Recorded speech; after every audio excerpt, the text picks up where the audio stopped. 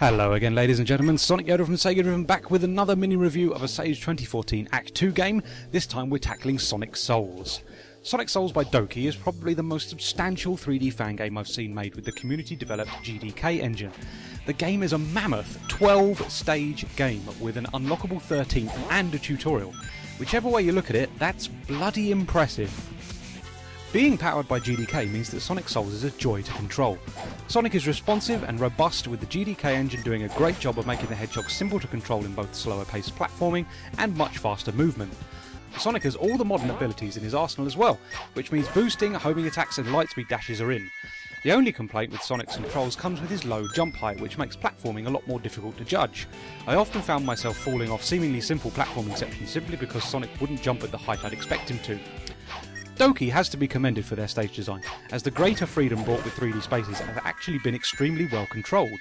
A lot of 3D fan games suffer by making huge spaces to explore, but not putting anything particularly exciting in them.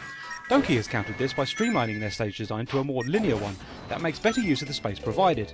Sometimes Doky overeggs the pudding slightly and fills the area with far too many precise platforming sections and enemies, but most of the time they manage to create some pretty decent stages to explore.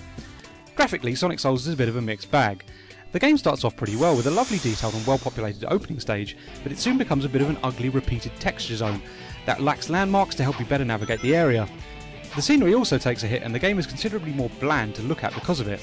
This is a shame because the GDK engine supports some seriously decent graphical grunt, but Doky has a hard time making their game look consistent throughout. Presentation wise, the soundtrack is also nothing to write home about, simply because it uses existing songs instead of custom ones. While they fit the stage as well, they just come off as placeholder stuff until Doky can get someone to write them an original soundtrack. I'd certainly like to play the game again if something like this could be implemented in a future build. All in all, Sonic Souls is probably the GDK engine's brightest moment so far. This feels like a full 3D Sonic fan game made with the tightest engine available to developers, and while certain stages feel a bit rushed or unfinished, it's difficult to criticise such an impressive development. Some minor tweaks could make Sonic Souls a real landmark in Sonic fan gaming.